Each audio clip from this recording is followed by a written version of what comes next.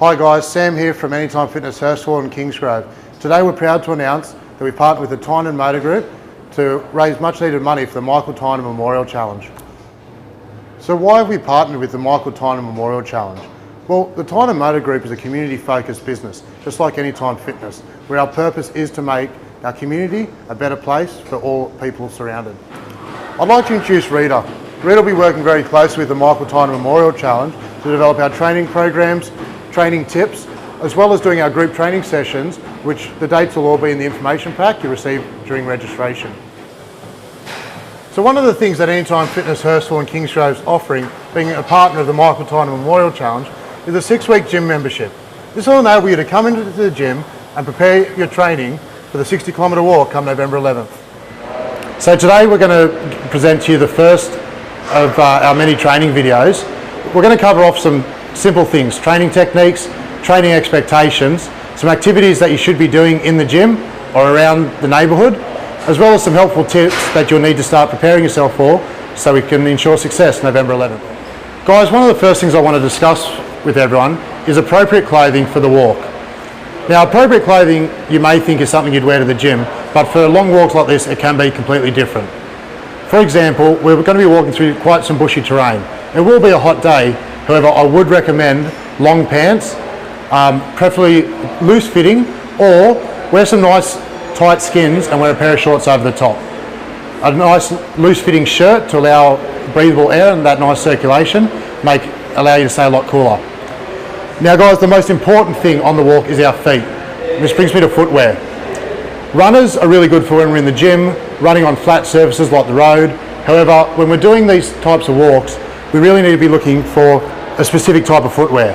I recommend going to a shop like Anaconda or Kathmandu and picking yourself out a pair of shoes like I've got here. These have been a trusty pair of shoes that I've used for stuff like this for quite a while now. You'll notice that it's got a lot firmer sole, nice support here as well. These are actually designed for the types of walks we're doing. Your feet are the most important thing, and you need to start training in these shoes sooner rather than later to get used to the footwear and avoid things like blisters and toe problems. So guys, just to wrap it up, I'm going to recommend that we start training now, not the day before, in the clothing that you're going to be wearing on the day. Okay, especially your footwear. You need these shoes broken in weeks before, not minutes before. So get the shoes now and avoid the problems that you're going to have halfway through the walk. Break them in early. The next thing we're going to discuss is some training expectations to ensure success for the Michael Tynan Memorial Challenge come November 11th. Realistically, at 6 weeks out, we need to be training roughly 5 days a week. 4 days of those require some decent training. An hour, 5 days a week. So that's 5 hours a week, guys. One of the things we really do want to focus on, jumping on a treadmill and just starting to walk, getting at a good pace. Currently the pace I'm walking at isn't really appropriate for what we're training to do. Where we really need to be at is around that 6 kilometre an hour mark. So as we start talking, our conversation becomes a little bit laboured, a little bit harder. You should not be able to have a comfortable conversation whilst walking. That's the pace we need to be at. The next thing we're going to also look at whilst on the treadmill is what I have Rita here doing. She set it on an incline for herself, keeping walking at the same pace. We're not holding on because we're not pushing a shopping trolley. There's going to be nothing to hold on to on the walk except maybe your walking sticks. So keep your hands off, walk normally as you would along the street or as we will on November 11th. As you can see, the pace I'm walking at does make it a little bit difficult for me to continue to talk. So this is where we need to be at. If you're not at that point, increase the speed or increase the incline on the machine. Guys, one of the other machines I wanted to bring our attention to is the power mill. You'll find these machines in quite a few Anytimes these days. This machine is actually not about the pace, but more about the muscles that we're using. As you can see, Rita's facing forward, her hands once again not holding on because we don't have handrails on the walk. The muscles that we're utilising are in our shins, quads and in our bum for the certain hill climbs and ascents that we're going to be doing for the Michael Tynan Memorial Challenge. So I did mention 5 days a week, an hour a day, training is the expectation. One of the key components of that hour is stretching. Stretching should be conducted 15 minutes after our workout. Okay? Rita's going to go through some stretches that are really going to ensure that we avoid injuries and our recovery time is quickened by doing some simple stretches, especially on our lower body. First one we're going to focus on is our quads. When I talk about our quads, I'm talking about our thigh area here, okay? So Rita's going to show us a very simple stretch on how to stretch out the quad after you've done some great exercise. She's just kneeled down and she's just gently pushing forward, okay? You should feel a slight stretch, it should not be painful. Guys, so we've just focused then on stretching out the quad. Make sure you do both legs. The next muscle group we're going to want to work on is our hamstring. That's the muscle up the back here, okay? Rita's going to demonstrate how to simply stretch out that hamstring. Once again, you should feel the stretch, it should not be painful. She's now just going to gently and slowly reach towards her toes and hold the stretch for roughly 30 seconds. Make sure you do both legs, guys. One of the muscle groups a lot of us neglect or forget to do is our glutes, aka your bum. Rita's going to show us how to get into and conduct a very simple and safe glute stretch to ensure that we can do it properly and achieve maximum results for the stretch. Firstly, Rita's going to go and lie on her back with her knees up like so. She's now going to put her left foot over her right knee. Now, gently applying pressure to the knee coming outward, you hold this stretch for 30 seconds. Once again, it should not be painful, it should be a light stretch.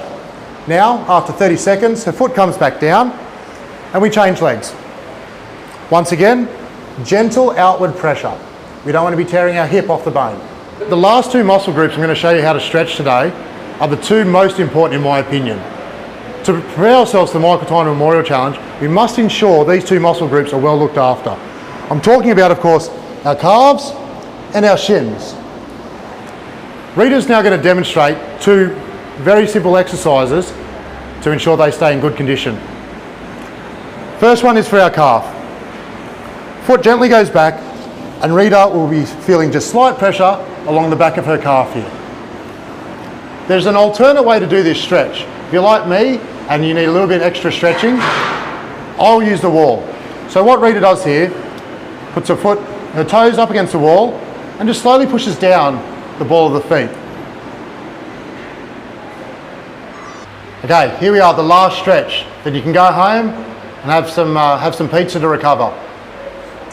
So the front of the shin here is probably the most forgotten stretch to do. Okay, Rita's going to demonstrate a very simple, easy way to stretch it out to minimise any pain and maximise our recovery. Rita, placing the front of her foot gently on the back of her ankle here, then she gently pushes down on her knee.